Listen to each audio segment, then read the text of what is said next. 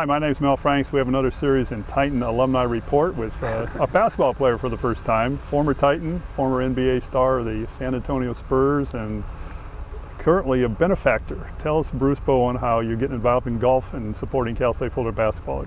Well, golf is a challenging game, and it's allowed me to see so many different places, so many wonderful courses, and there's a lot of things people enjoy about the game. Anytime they get a chance to get out of the office and come to a tournament or some sort, they always take advantage of that. And so being able to get back here, understand that our men's program needs all the help that we can get as far as financial help, as far as keeping the kids in school during the summer to take courses. It's not like it used to be when I was in school. So it's more of an opportunity here with the golf tournament to help raise money to help these kids get their education, graduate on time, because I just believe that if they're able to graduate and then pursue basketball, at least they have the security that, hey, I may go out and try basketball for 5 years, and after it's all said and done, I can fall back on my education. You know, you're one of the examples of an athlete who left without a degree but came back. It took a few years to get it done and only a semester. What finally kicked in the tail to get it done? Well, more or less, I have family members that look up to me, and my nieces and nephews. How am I going to continue to stress to them how important education is if I never had my degree?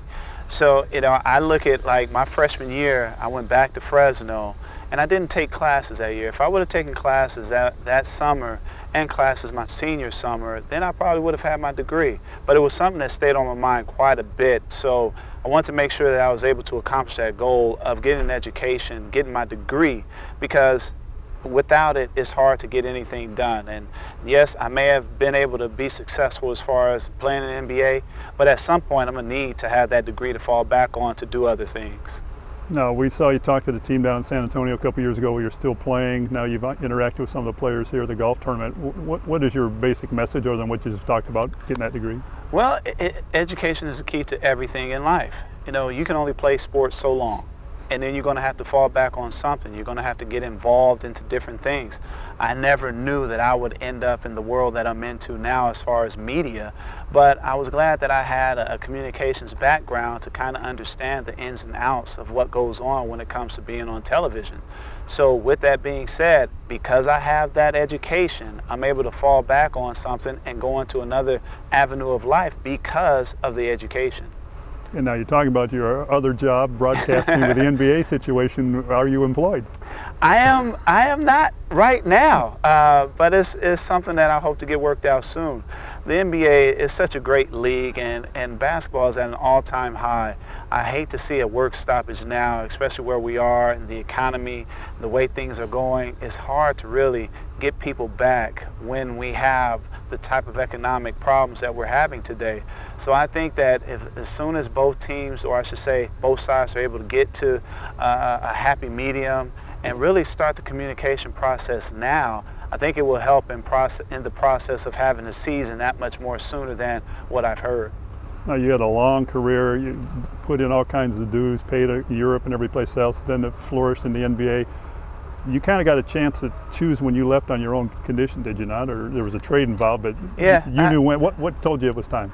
Well, you know, I had been preparing. The previous 4 years, I was starting the process of trying to figure out what it is that I wanted to do after basketball. And, you know, I had played, as you said, played 13 seasons in the NBA, and I didn't want to go to another cold place. And Milwaukee is very cold.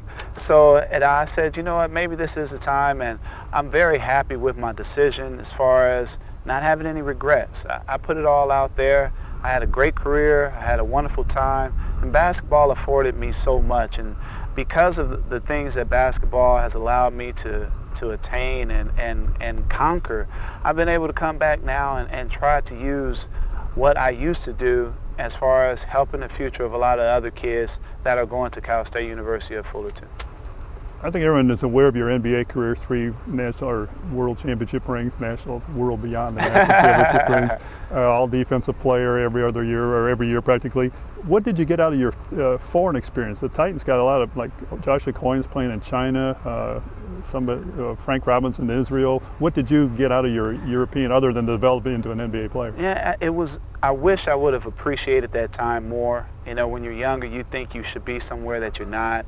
And so honestly, it allowed me to develop a relationship with the Parker family before Tony came over to the States. And who knew that we were going to end up being teammates? You know, Tony used to come watch me play when I was in France, and the thing that I regret the most about being in Europe during that time is not going to other countries because it's so close. You know, every time as soon as I could get out of France, I was heading back to the States. And, you know, that's a young mentality as far as wanting to be home. But I wish I would have taken advantage and did more traveling and experienced more of the other cultures over there. How about your NBA career? Any regrets of what you did or did not do traveling in the NBA, or is that all hotels and airports? No, I definitely maximized everything I could of out of the NBA. You know, I've been involved in a lot of basketball without borders, and I'm an ambassador for the NBA now. I'll be leaving for China Thursday. So, you know, I still am involved with the NBA a great deal. And it's because of the things that I learned during the process when they said, hey, would anybody be interested in going to Turkey to help broaden the game of basketball? I would raise my hand, sure. That's a chance to go to another country and experience something a little different. So I've been able to get myself entrenched into the NBA, whereas not just a three-time champion, but someone that when David Stern is asked a question about me, it's not a thought process as far as another player in the NBA. He truly knows who I am and what I'm about, and that came from having sit-downs. Whenever we would go to New York, I would set up a breakfast with Mr. Stern each and every time we were there, because I wanted him to get to know me and not just look at me as another name, another face in the league. Now, San Antonio, I think people in Southern California don't realize how big of a name celebrity you are in San Antonio. you started a foundation, and you're still big down there. You haven't played a couple years.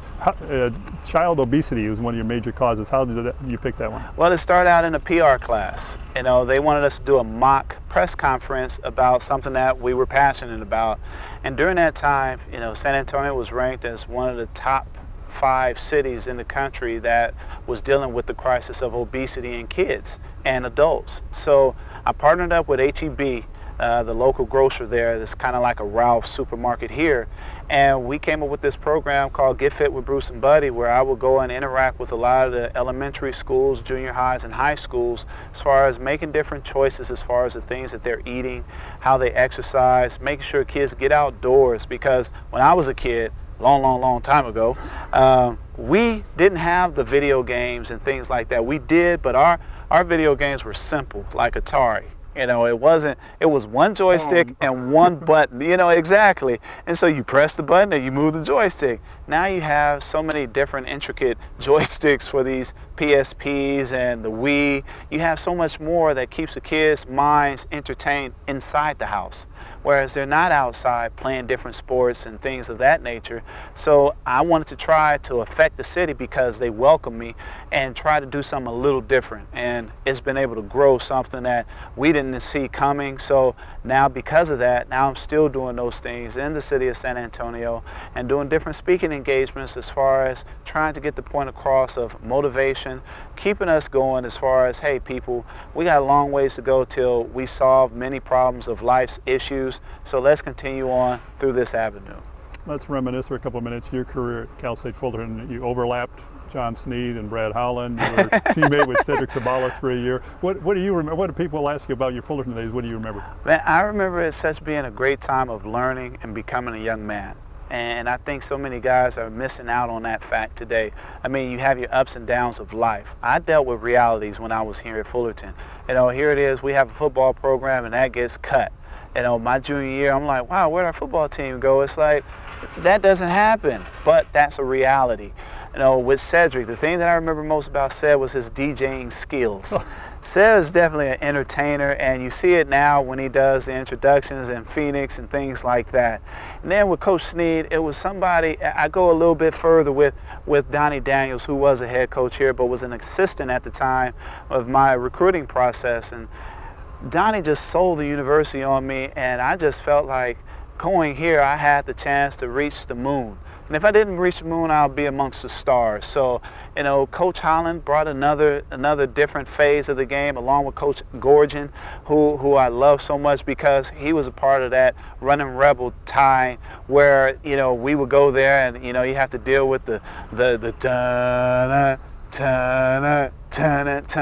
Those were great times, great rivalries. The game was so pure then. Not saying it's not pure now, but you have so many kids that are just in college for 1 or 2 years, and then they take off. I learned so much about being a man in college. You know, when you get your stipend and your scholarship and it's $600 and you have rent to pay that's $250, now how are you going to manage that money?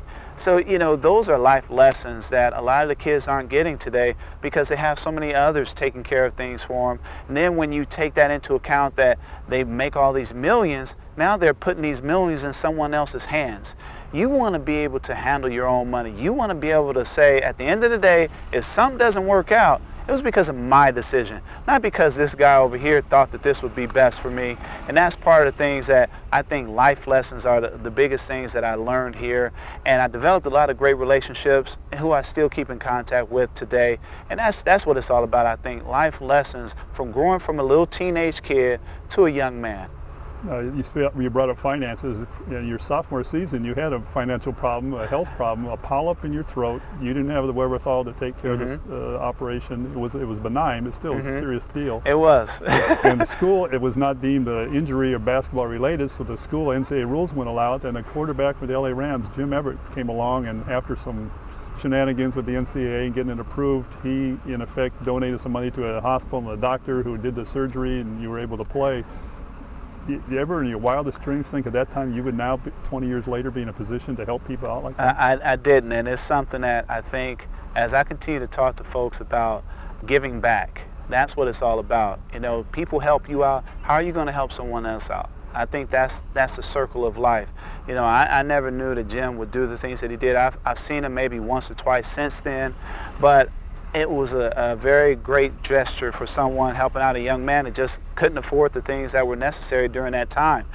I remember people talking about the way I snored at that particular moment. And I'm like, oh, I didn't know I snored. Of course you didn't. You were sleeping, idiot. But, you know, I think those types of situations will help. And this is what we're trying to do with these kids here. They're going to see that people are coming out to support their cause as far as education. And there's going to come a time where they're going to be in a position, whether it's financial or emotional, where they can help somebody get through a tough time or help somebody through another scenario. I believe that that's what it's all about at the end of the day. What did you do to affect someone else's life? Did you or didn't you? So I'm very fortunate that Jim was able to affect my life and my livelihood, and now I'm able to do the same thing with others in a different variety of ways. 2 more questions. The bow tie, your trademark on TV, where'd you come up with that?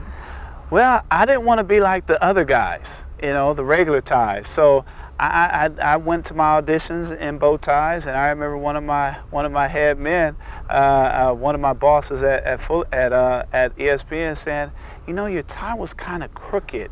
You know, do you have any other ties? And I said, oh yeah, I got other bow ties. Different and colors. It just kind of, yeah, exactly. It was Mark Summer, and he was kind of like, okay. But a month later, he's like, I really like that look for you. But I have something with the bow tie. I always say this to folks, you know, what's my last name? And they're like, oh, Bowen. Bowen and bow tie, I get it. I say, well, that's not it. The reason why I go with the bow tie, I have an acronym for the 3 letters. In my motivational speeches, this is what I say. The 3 letters stand for being optimistic wins. Now, you can apply that to any facet of life that you like, you know, whether it's trying to get through a tough situation at work, whether you're studying in school and you have all these finals due. You have to have the right attitude in order to accomplish anything in life. Being optimistic wins helped a young man from Cal State Fullerton go to France, who he didn't take French, but I was able to succeed there. Being optimistic wins when it came time for me trying out for an NBA team and being cut. Being optimistic wins helped me when I was cut, and then I finally get that phone call that I've made it. Being optimistic wins when you understand that it's not just enough to get in the door, but you have to continue on from there. Being optimistic wins is a young man that people thought was too skinny, that couldn't do anything, ends up with 3 championships in the NBA, and now is back at Cal State Fullerton where it all began. Being optimistic wins helps Bruce in his process of life. And how optimistic are you about your golf game this week? I'm very optimistic about the golf game. As I say, being optimistic wins, it's a mindset. Now, sometimes you may not hit the shot that you tried to hit, but, you know, it's a great course. Here, we're so thankful for, you know, Oak Creek and the folks here allowing us to have this event in this venue. I think about it and it's like, man, a beautiful place. You can't be upset even when you hit a bad shot because it's too beautiful for you to allow that stuff to interact with the great time and the great cause that you're putting on. Bruce, we're so proud of your accomplishments. On behalf of the athletic department, thanks for all you do for everybody in every sense of the word. Well, Mel, I appreciate it, man, and it's even that much more enjoyable for me to do this with you, being that you were there when that skinny little kid came into the door with high water shorts and things like that.